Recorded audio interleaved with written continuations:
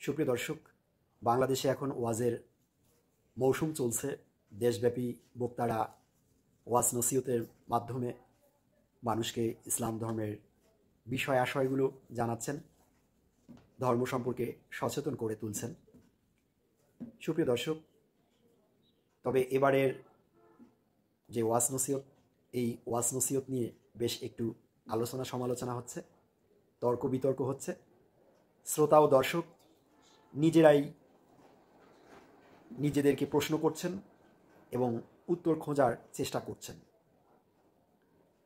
মূলত আজকে থেকে এক যুগ পূর্বে যে বিষয় আশয়গুলোকে নিয়ে ওয়াজ করা হতো, এক যুগ পর সেই বিষয় আশয়গুলো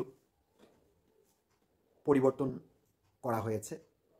আমাদের সম্মানিত ওয়াজেরিন বৃন্দ ওনাদের ওয়াজে বিষয়ের মধ্যে চেঞ্জ এনেছেন, পরিবর্তন এনেছেন। একটা সময় ছিল যখন ওয়াজের বিষয় ছিল ঢিলা কুলুপ নেওয়ার ব্যাপার, বিবি তালাকের ফতোয়া, কিংবা উজুর ফরজ বা ফরজ গোসল, কিংবা গোসলের ফরজ, ইত্যাদি ইত্যাদি বিষয়গুলো। কিন্তু এক যুগ পর অধুনা দেখা যাচ্ছে ওয়াজ নসিহতের মধ্যে আমাদের সম্মানিত ওয়াজেরিন বৃন্দ রাজনীতি টেনে এনেছেন এবং ওয়াজের মাঠকে রাজনৈতিক বিষয় আশয় দিয়ে বেশ সরগরম করে তুলছেন। সাম্প্রতিক আমরা এটা খেয়াল করছি।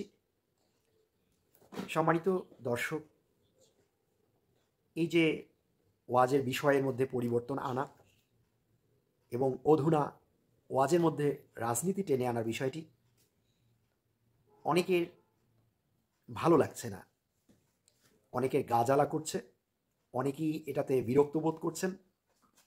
এই যে গা জ্বালা করা, বিরক্ত বোধ করা, অসহ্য হওয়া, এগুলোর পিছনে বহুবিধ কারণ আছে। একটা শ্রেণী আছে যারা না বুঝে না শুনি অসহ্য বোধ করছেন, আর একটা শ্রেণী আছে যাদের স্বার্থে আঘাত পড়ছে, এই জন্য তারা বিরক্ত বোধ করছেন।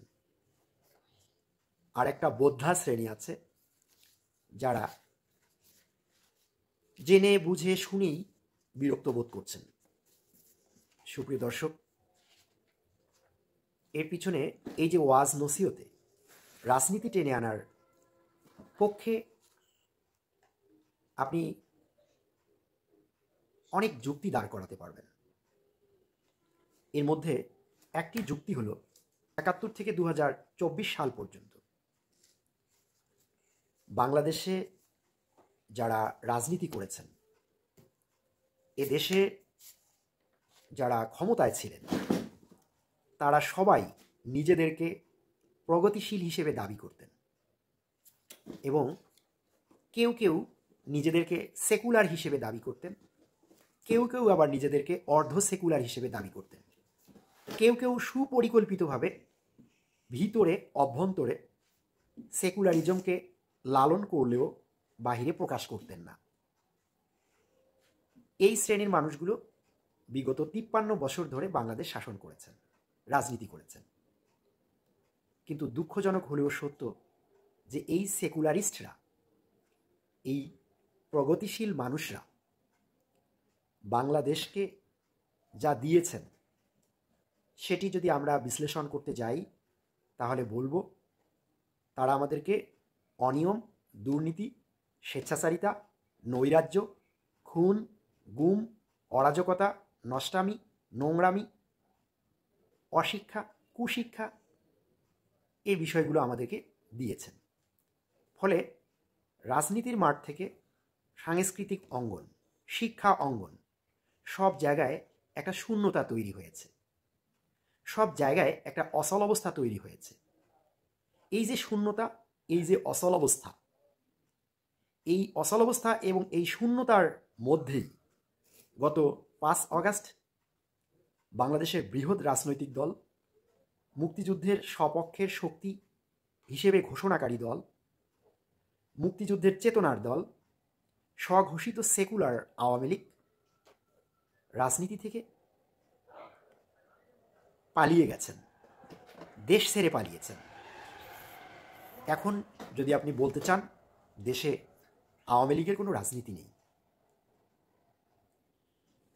যারা আছেন তারা ঘর থেকে বের হতে পারছেন না, যারা বিদেশে গেছেন তারা লুটপাট নৈরাজ্য করে বিপুল অঙ্কের টাকা বিদেশে পাচার করে, বিদেশে গিয়ে বাড়ি করে গাড়ি করে বসে বসে খাচ্ছেন।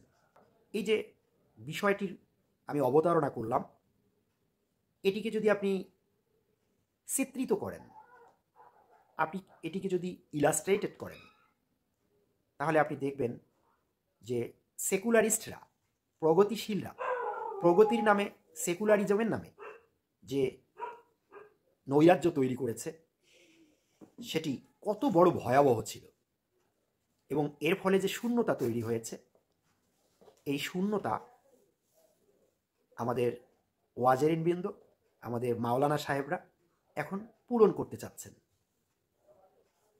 এই শূন্যতাকে তারা পূর্ণতা দিতে চাচ্ছেন, এই শূন্যতাকে তারা পূরণ করতে চাচ্ছেন। এজন্যই মাওলানা সাহেবরা, সম্মানিত ওয়াজেরিনবৃন্দ, ওয়াজের ময়দানে, ওয়াজের মাঠে রাজনীতিকে টেনে এনেছেন। আসলে ৭১ থেকে শুরু করে ২৪ পর্যন্ত বাংলাদেশে যা ঘটেছে তার কোনোটার জন্যই মাওলানা সাহেবরা দায়ী নন, মাওলানা সাহেবরা অপরাধী নন। সব অপরাধ, সব দায় প্রগতিশীলদের, তথাকথিত সেকুলারিস্টদের। এখন এই সময়ে আপনি এই যে মাওলানা সাহেবদের ওয়াজ নসিহতে রাজনীতির বিষয়টিকে টেনে আনা, এটি, এই স্পেসটি মূলত সেকুলারিস্ট ও প্রগতিশীল দাবিদাররাই তৈরি করে দিয়েছেন। তারা এখন রাজনীতির মাঠে বিগত সময়ের রাজনীতিবিদদের অনিয়ম, দুর্নীতি, স্বেচ্ছাচারিতার কথা বলছেন, নৈরাজ্যের কথা বলছেন, নষ্টামির কথা বলছেন, নোংরামির কথা বলছেন। তারা কিন্তু খারাপ কিছু বলছেন না। আপনারা করে গেছেন সেই বিষয়গুলো নিয়ে তারা কথা বলছে এবং মানুষকে সচেতন করছে। এটাতে তো আমি দোষের কিছু দেখি না। আপনারা সবাইকে অন্ধ ভেবেছেন। এই এই যে আপনাদের বোধ, আপনাদের চিন্তা, এটা কতখানি অমূলক ছিল মাওলানা সাহেবরা চোখে আঙ্গুল দিয়ে আপনাদের দেখিয়ে দিচ্ছেন। সুপ্রিয় দর্শক, ৫ অগাস্টের পর বাংলাদেশে একটা রাজনৈতিক দল যে নৈরাজ্য সৃষ্টি করা শুরু করে দিয়েছিল, এই মাওলানা সাহেবরা যদি মাঠে না থাকতেন তাহলে ওই রাজনৈতিক দলটি বাংলাদেশের অর্ধেকটা এই ৩-৪ মাসে ইতোমধ্যে খেয়ে ফেলতেন। আমরা বিভিন্ন পত্রপত্রিকায় দেখেছি যে একটা রাজনৈতিক দল কিভাবে লুটপাট, নৈরাজ্য শুরু করে দিয়েছিল। মাওলানা সাহেবরা এটা প্রটেস্ট করেছেন, প্রোটেকশন দিয়েছেন। এটা কিন্তু মিথ্যে কথা না, এটা 100% সত্য কথা এবং অ্যাবসলুটলি কারেক্ট একটা কথা। তাহলে এই যে ওয়াজেরিনবৃন্দ এবং মাওলানা সাহেবরা ওয়াজের মাঠে যে রাজনীতির কথা বলছেন, এই রাজনীতির কথা বলার মাঝে দোষের কি আছে? এটি তো আপনারা তাদেরকে বলতে বাধ্য করিয়েছেন। আপনারা যে শূন্যতা তৈরি করে দিয়ে গেছেন, সেই শূন্যতা তারা পূরণ করার চেষ্টা করছে। সুপ্রিয় দর্শক, মাওলানা সাহেবরা ওয়াজের মাঠে যা বলছেন, এটা তারা ইন্টেনশনালি বলছেন না ইমোশনালি বলছেন না বুঝে শুনে বলছেন, এই বিষয়টি আশা করি আমরা সবাই বুঝে ফেলেছি। আমি মনে করি যে মাওলানা সাহেবরা বুঝে শুনে জেনেই বলছেন।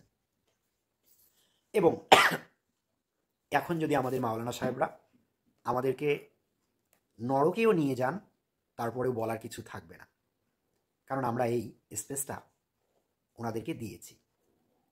সুপ্রিয় দর্শক, অধিকন্তু মাওলানা সাহেবরা যেহেতু ইসলাম নিয়ে কথা বলছেন, আমরা যারা ওয়াজ শুনতে যাচ্ছি, যারা দর্শক শ্রোতা হচ্ছি, তারা আসলে ইসলাম ধর্মকে কতটুকু জানি, এই ধর্মের বৈশিষ্ট্যগুলোকে আমরা কতটুকু জানি, এর ক্যারেক্টারিস্টিক্সটা কি আসলে। আমি আপনাদের বলবো, ইসলাম আসলে একটা প্রায়োগিক ধর্ম। পৃথিবীর অন্য আর ২-৪টা ধর্মের মতো এই ধর্মটি নয়। এটি কোনো ভক্তিবাদী ধর্ম নয়, এটি আসলে প্রায়োগিক ধর্ম। আপনি যদি নিজেকে মুসলমান হিসেবে পরিচয় দিতে চান, আপনি যদি নিজেকে ইসলামের একজন অনুসারী হিসেবে পরিচয় দিতে চান, আপনাকে ইসলাম ধর্মের রুলস অ্যান্ড রেগুলেশনসগুলো পরিপূর্ণভাবে মানতে হবে। আপনি পরিচয় না দিলে করার কিছু নেই, কিন্তু যদি আপনি পরিচয় দেন, যদি আপনি বলেন যে আমি একজন মুসলমান এবং আমি ইসলাম ধর্মের অনুসারী, তাহলে আপনাকে কোরআন এবং হাদিসের রুলস অ্যান্ড রেগুলেশনসগুলো এবং ম্যান্ডেটরি যে বিষয়গুলো আছে এবং ডুস অ্যান্ড ডোন্টসগুলো আপনাকে 100% মেনে চলতে হবে, যদি আপনি নিজেকে মুসলমান হিসেবে পরিচয় দেন এবং ইসলামের অনুসারী হিসেবে পরিচয় দেন। সুপ্রিয় দর্শক, আমি ব্যক্তিগতভাবে যতটুকু জানি, ইসলাম একটি মার্জিত ধর্ম। এই ধর্মটি আসলে মার্জিত মানুষের ধর্ম, এই ধর্মটি সুশিক্ষিত মানুষের ধর্ম, এই ধর্মটি কোনো নষ্ট মানুষের, কোনো মূর্খ মানুষের ধর্ম নয়। ইসলামের অনুসারীরা, সম্মানিত ওয়াজেরিন বৃন্দ, সম্মানিত মাওলানা বৃন্দ, যদি ইসলামকে সঠিকভাবে বুঝে উঠেন এবং সেই অনুযায়ী সমাজ, রাষ্ট্র ও বৈশ্বিক প্রেক্ষাপটে ইসলামকে দাঁড় করাতে পারেন, তাহলে আমি মনে করি যে বাংলাদেশের সমস্ত জাতি ধর্মের মানুষ, হিন্দু, মুসলিম, বৌদ্ধ, খ্রিস্টান, সবাই বেনিফিটেড হবে, সবাই উপকৃত হবে।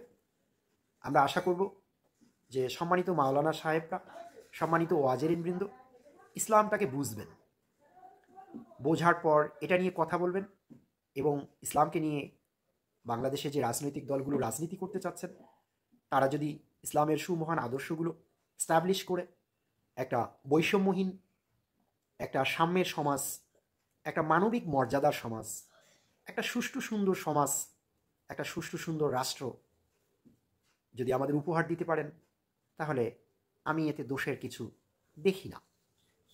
তাদের জন্যই এটা দূষণীয় হয় যারা অন্যায়, অবিচার, দুর্নীতি, স্বেচ্ছাচারিতা, নোংরামি ও নষ্টামিগুলোকে আশ্রয় দিয়ে, প্রশ্রয় দিয়ে নিজেদের স্বার্থ হাসিল করতে চায়, তাদের জন্যই সমস্যা হয়। ভালো মানুষদের জন্য ইসলাম কখনোই সমস্যা হয়ে দাঁড়ায় না। আমি আবারও বলছি, এই ধর্ম সম্পর্কে আমি যতটুকু জেনেছি একজন মুসলমান হিসেবে, এই ধর্ম হলো মার্জিত, সুশিক্ষিত, সভ্য মানুষের ধর্ম। আপনি যদি ইসলাম ধর্ম চর্চা করে মার্জিত না হন, সভ্য না হন, তাহলে বুঝতে হবে ইসলাম ধর্মকে আপনি নিজে বোঝেননি, এটা আপনি লালনও করেন না এবং এর প্রতিফলনও আপনি ঘটানোর কোনো চেষ্টা করেন না, বা করলেও আপনার মধ্যে ভুল রয়ে গেছে, ভুল থেকে গেছে। সুপ্রিয় দর্শক, আসুন আমরা সত্যিকার যে ইসলাম, সেই ইসলামকে বুঝি, চিনি, জানি এবং এটাকে লালন করি ও আমাদের কর্মকাণ্ডের মধ্যে এর প্রতিফলন ঘটাই। আমরা শুদ্ধ চিন্তা করি, শুদ্ধ কর্ম করি। আমরা যদি শুদ্ধ চিন্তা করতে পারি, শুদ্ধ কর্ম করতে পারি, তাহলেই আমরা প্রকৃত ইসলামের মধ্যে প্রবেশ করতে পারব।